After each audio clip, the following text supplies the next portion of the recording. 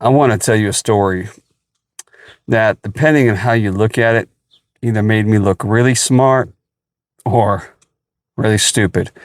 Back in 2013, I bought 10 Bitcoin, not one, 10. I paid about $100 each, so I had roughly $1,000 invested in the Bitcoin. About a year later, I sold every single one for $200 each. I doubled my money. I mean, you made 100% on it. That time I thought I'd made one of the best investments of my life. Not really best investment, but one of the better investments because you made money. Today, most people hear that story and think you're an idiot. But here's the thing. If you had been there in 2013, would you really have done anything different? Probably. You probably wouldn't have bought any Bitcoin just for the simple fact that hardly anybody heard of it and everybody thought it was just BS. Let me tell you what was going through my head, and then we can just discover it together. Well, when I first hear about it, well, I heard about Bitcoin back in like 2010. And since kind of a computer IT guy, I grew up with my dad being a computer programmer. We kind of knew about all these little things and decided this is something you look at and look forward to understanding. But basically, Bitcoin was one of those unknowns. Who heard of digital currency? Who does that, right? What was that about? At the time, I was doing things on the internet. I was selling cars. I was buying cars off the internet. I was doing everything on the internet for over 10 years at that time. See, back in 2001, around 2001, 2000, I was already on the internet doing stocks, doing investments, doing vehicles, and so forth. I was trying to learn the medium because that actually is what I knew the future to be. I was using AOL back when it just came out, and I was trying to understand the ins and outs of how I could make this work for business in the future. Everything was just basic web pages that took forever to line up, and it also was like the slowest data transfer rates that you can get. And that's back when everybody was doing like AOL Instant Messenger, AIM, and things of that nature. There was no Facebook and there was no MySpace yet. There was no anything. So it was just a medium for people to kind of chat with each other and play around a little bit. I was using it for research and other things already for writing papers and things like that in school. But the main thing about it is I already knew I could do a lot of research for investments and so forth. So I already knew about Bitcoin. I already knew about the opportunities for the future. So that was going through my head, and that's what I was thinking about. I already owned other things, investments at the time. I had quite a bit of stocks already. I had retirement invested. I had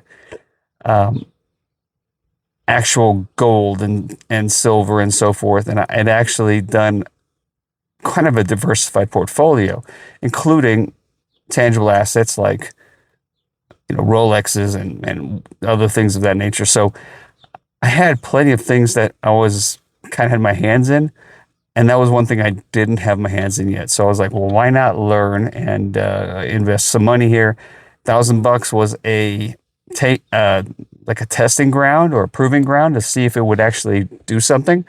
And if it did, great, I made some money. If it didn't, it was $1,000, and it was something that I would look at as if I lost it, I lost it. But you don't make an investment unless you think you can lose that money, right? So that was my decision. That's what I was thinking at the time, and that's why I decided to risk $1,000, right? Does that make sense?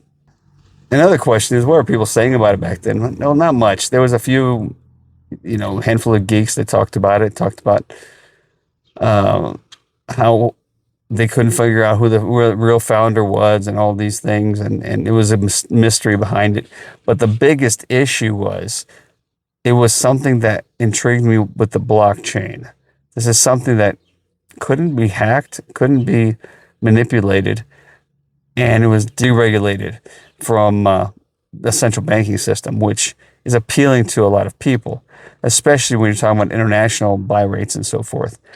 I mean, I was already using Bitcoin in 2015. You could buy on one of my websites. You can use Bitcoin to purchase things. I was like, why not, right? The question is, not a lot of people knew what it was. Not a lot of people had it. The only people that seemed to have it were the 1% of the other geeks out there that like myself who actually knew about it. And the mainstream didn't know about it till about 2017, 18 when it started making moves. And that was when it became apparent to me that we had an issue. Either it was going to go good or bad. I didn't think in 2017, 18 that it was worth $8,000 a coin. I thought it was overinflated at the time, and I wasn't going to touch it at all. Simply for the fact that if everybody's talking about it, then it's most likely not. It's probably past its prime, if that makes sense. There's always something. If the news is talking about it and the talking heads are talking about it, that means you've already missed out. So that's always been something that was instilled in me, to kind of look for opportunities before everybody knows about it so that you can capitalize on it afterwards, right? Now I think there's a lot of pump and dump stuff and so forth. You couldn't really pump and dump things like that because you have to have people that know about it first, right? So that's why these pump and dump meme coins and things work now, because people heard of Bitcoin and heard of Ethereum and all these guys. So it became a situation where the manipulation wasn't there yet, and it would have been good prior to 2017 to get into Bitcoin, but no one knew where it was going, if you know what I mean. Does it make sense? So when it started moving and then it started going forward and higher, then everybody was like, oh, I got to get on this. It also had areas of concern, which you have to watch. So you have to watch for the limits, right? The levels. So as it gets to a certain level, that it kind of stays there and it kind of finds some kind of a resistance, and it also finds like a baseline. Then you kind of see, oh, maybe it's going to go further up. Maybe it's going to hit this little floor and bounce, and you watch, right? Same thing you do with stocks. Same thing you do with commodities and so forth. So it's not anything different than that. Same for all investments. It's very similar. So back to 2013, about April of that year, I saw it at $100 a coin, and it was top it's ever been. It was like a couple of years before that, $1 a coin. It was nothing. So if in 2010, if you would have bought it, it was $1 a coin. So it was stayed around that thing forever, and then it hit 100. I said, oh, maybe there's an opportunity. Maybe this thing's actually going to move finally, because I've been watching it for multiple years already. And then it actually didn't do anything for a while. About a year later, it went to 200. When I saw it hit 200, I go, okay, it's time. Let's take the profits off the table. And then I sold 10 coins for $2,000 and made $1,000 profit in a year. But as you know, if you had a crystal ball at the time or anything like that, or a magic 8-ball or whatever you call it, you're going to see that it is actually a bad situation in the long term if I would have kept it. So what's the lesson, right? What I should have done was kind of divvied it up, sold a portion of it. So if I would have sold like 5 coin for $200 a piece, I would have got my $1,000 back and then kept the other 5. So my investment would have been a lot less, right? It would have been $50 a coin, and that would have been better off. Or you could average it up to saying, well, I got 5 free coins basically because I paid them back. There's 2 ways of looking at that. Now, the big thing about it is, what's the right answer? I could have never sold it and held on to it and could have tanked, which it did after it made $200. It went down, it crashed. I could have rebought, but I thought, you know what? Maybe this is it. I don't know. It's just weird. So I just left it alone. Of course, if I would have got it before 2016, I would have ended up holding it and then saying go to 8,000. What would you do at 8,000? Probably sell it then, right? Because wow, that's a lot of money. Who would have held it to now, to post 2020? Nobody. Especially if you're an investor or someone who's trying to make some money on it. It's very difficult to hold on to something like that and hope that it's going to shoot up. These guys who do the moon plays and stuff, that wasn't even in existence yet. Nobody did this stuff. And after 2020, after the pandemic stuff, and everybody was sitting at home and had a lot of time in their hands, they got into all this day trading and other things. And day trading is a whole nother story we can talk about, because I've done that as well, and I've actually done studies on it and so forth. But it's like going to the casino. The longer you do it, the more you're going to end up losing in the long run. So you got to make your money and run and get out of it as quick as possible, right? So that's what I was thinking about with Bitcoin. I was like, oh, I better just make my money and be gone. And if another opportunity arises, I'll grab it. No other opportunity arose that came down to $100 a coin again, right? So even when I went to 8,000, it dropped to 2,000 and so forth, but it would never got below 1,000 again. And now I'd look at it like, I wish I can get 10 coins for $1,000 a piece. So with 10 grand, I'd love to do that right now, right? Of course. But as we're talking right now, it's around 60,000 a coin. And could you imagine if I would have kept it to 50,000 a coin, right? I mean, you're talking about $500,000. When it went to 120,000, a little over 120,000, right at 125,000 a coin, geez, I would have been a millionaire just for the Bitcoin. So yeah, of course, looking hindsight, what is the right way to do it? No one knows. I mean, if you knew things like this, it's like watching that movie Back to the Future. If you had that playbook, you could make all those decisions and become super rich, right? But we don't know those things, right? So what you have to do is use your best judgment. You look at the risk versus reward. And if you can make money, you make money when you can. That's it. The biggest hurdle of it all is, when is the timing right? So that's the question. When do you sell? When do you hold out for? How long? Do you need the money? Do you not need the money? If you're just going to not care and just hold on to it, fine. It may eventually be worth a ton of money. It may eventually be worth nothing. It's something that you have to decide for yourself, right? Back to the Bitcoin situation. Was I an idiot? Was I stupid for selling? I've had this discussion with many people. I got a few people that say, oh yeah, I would have never sold.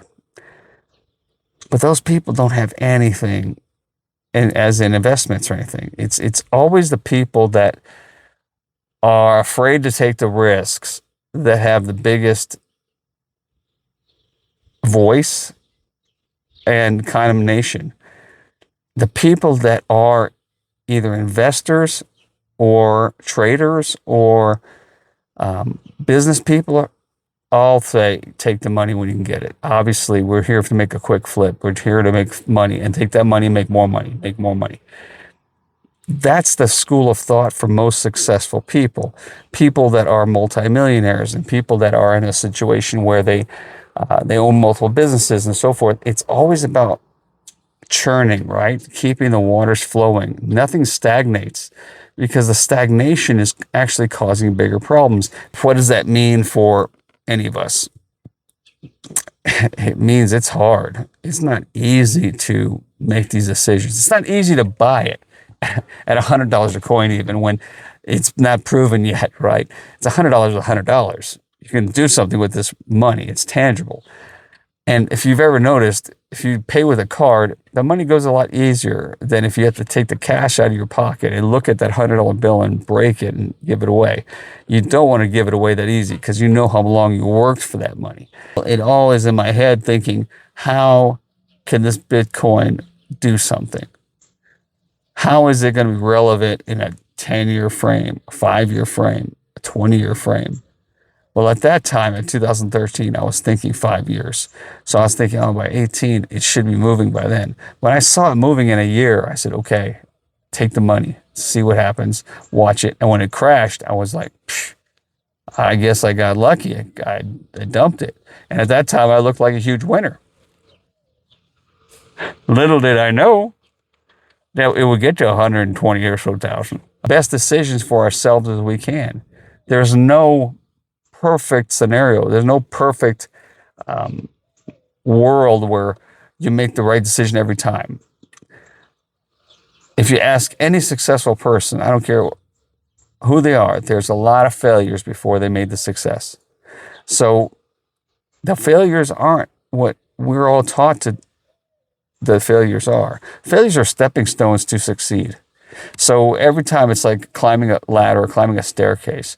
Yeah, you may have a couple of them that, you think, oh, it's only 10 steps. And then you get to the 10th and you're like, oh, there's really more steps. Yeah, of course there's more because it's never that easy, right? There's a landing maybe and you got to keep going. As long as you're not getting knocked down and accepting defeat all the time, it's going to be one of these things where you try to get ahead.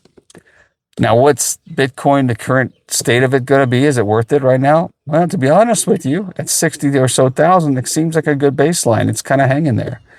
I would say that if you're going to invest, you could buy fractional shares of it. I would get into a little bit here and there. And if you can afford to put every paycheck a little bit into it, why not? It's going to most likely be the baseline of all crypto in the future, since you have a finite amount of Bitcoin that's ever going to be mined. When that gets done, that Bitcoin is going to be worth exponentially more because there's no more. It's not like gold or silver or anything where we keep mining and finding more and more. It's one of these things where it was a set number of Bitcoin always to be made. So that Bitcoin will eventually become a digital gold or some kind of a digital precious metal. I don't encourage you to invest anything. That's a totally decision that's on you. But I do understand trying to call the market, make it something that you want. I suggest do research. Like I said before, we got to be aware, right? Stay aware. Understand what you're going to do. Don't blindly go into anything. It's hard waters to navigate, right? So make the best decision for you that you can make and ask a lot of questions. Stay aware out there.